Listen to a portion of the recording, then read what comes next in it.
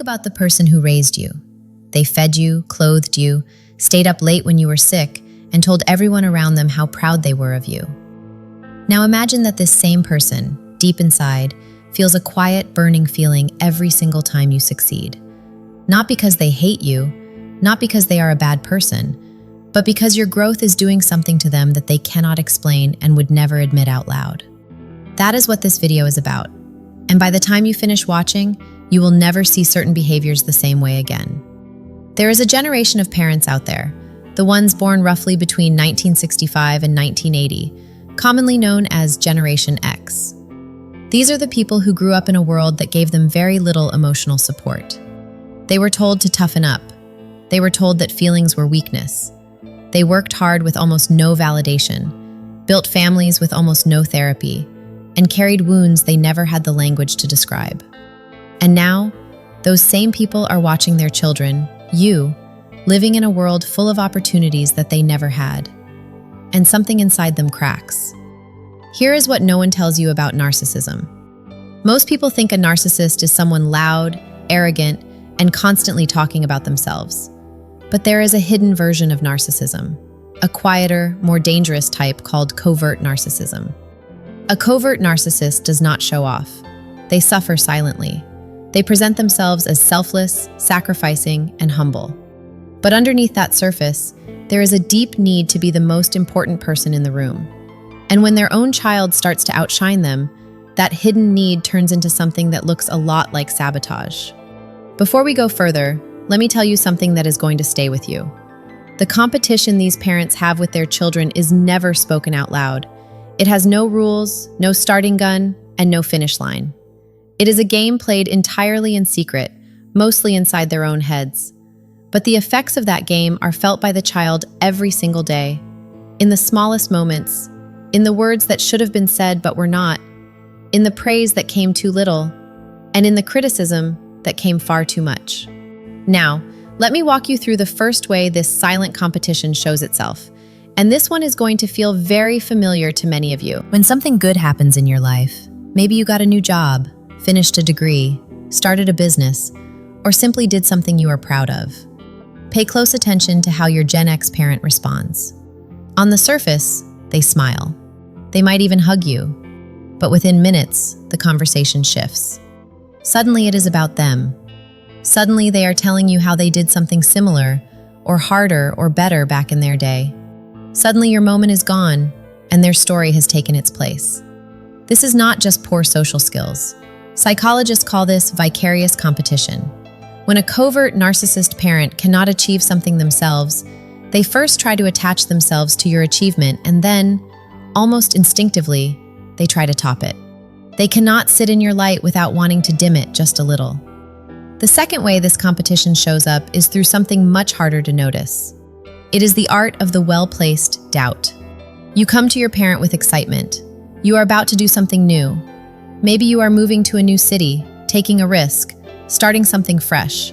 And instead of encouragement, you get a pause. You get a look. You get the words, "Are you sure about this?" wrapped in the voice of concern. It feels like they are protecting you. But what is actually happening is this. Your forward movement is threatening to leave them behind.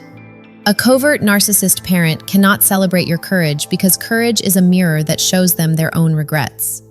So instead of pushing you forward, they plant just enough fear to slow you down. And because it comes from a parent, because it is wrapped in the language of love, you believe it, you slow down, and they breathe again. Here is something that will shift the way you see this completely. These parents are not doing this consciously. That is the part that makes it so complicated. They genuinely believe they are helping you. They genuinely believe they are being cautious on your behalf. The human brain is extraordinary at hiding its own motives, even from itself. A covert narcissist Gen X parent has spent decades telling themselves a story about sacrifice and hard work and doing everything for their children. And inside that story, they are the hero. The idea that they could be envious of their own child, that their helpful advice is actually fear dressed up as wisdom, is something their mind will simply not allow. But that does not make the damage any less real. The third sign of this secret competition is one of the most painful to experience. It is called emotional withdrawal.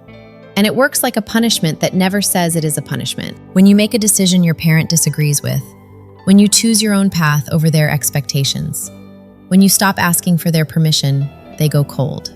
Not angry, not shouting, just cold. The calls become shorter. The warmth disappears. The relationship feels like it is running on low power. And you, because you love this person, start to wonder what you did wrong. You start to feel guilty for simply living your own life. You go back to them, you soften, you adjust your choices to bring back their warmth, and the cycle continues. This is emotional manipulation, even when the person doing it has no idea that is what they are doing. Now, here's the part that connects everything together. Every one of these behaviors comes from the same source. It comes from a wound that was never healed. Generation X grew up in homes where love was often conditional, where being good enough meant performing, achieving, staying small, and not asking for too much. These children, who are now parents, internalized a deeply painful belief that their worth was measured by what they accomplished. They never got to just be enough. They always had to prove something. And then life happened. Time passed. Some dreams went unfulfilled. Some ambitions were buried under bills and responsibilities and survival. And now here you are, their child, doing the things they once dreamed of, or even things they never dared to dream. And every time you succeed, that old wound opens up again. Not because you did anything wrong, but because your success is the loudest reminder of what they never had. The fourth behavior is comparison, but not the kind you think. This is not just the classic, you should be more like so-and-so. That is obvious and everyone recognizes it. The deeper comparison is this. They compare you to the version of themselves they never got to become. When a Gen X narcissist parent says things like, "If I had your opportunities, I would have done so much more," or "Back in my time, things were harder, but we still managed," what they are actually doing is placing the ghost of their unlived life right next to your very real life. And they are measuring. They are measuring whether your life is big enough to justify the smallness of theirs. This kind of comparison does not just make you feel less than. It makes you feel responsible for their disappointment. And that is a weight no child should ever have to carry. The fifth and final behavior is the one that does the most long-term damage. It is the removal of full, unconditional celebration. Think about the last time you achieved something significant. Did your Gen X narcissist parent celebrate you fully? Or was there always something extra? A but. A next time try harder. You know what would make this even better? Real celebration from a parent is simple and complete. It says, "I am proud of you, full stop." But covert narcissist parents cannot give that full stop. Because giving you a complete, unqualified celebration would mean admitting that you are, in this moment, more than they were. And their psychology cannot hold that truth without pain. So they water it down, they qualify it, they add conditions. And you grow up never quite feeling celebrated, never quite feeling enough, even after all your hard work.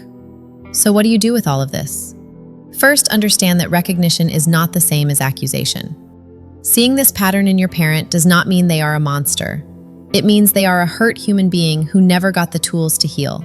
And hurt people, especially ones who love you, can still cause damage without ever meaning to. Recognizing the pattern protects you.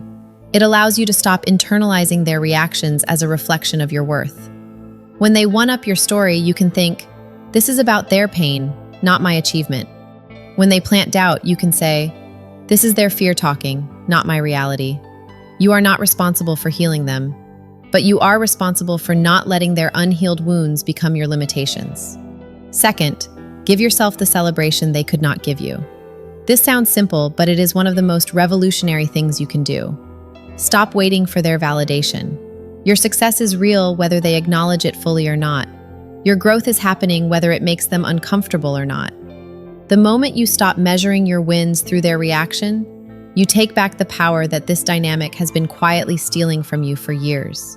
And finally, if you have children of your own or plan to have them one day, let this be the place where the cycle ends.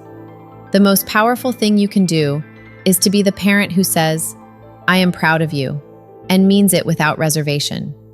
Be the parent who sits in their child's light without needing to dim it.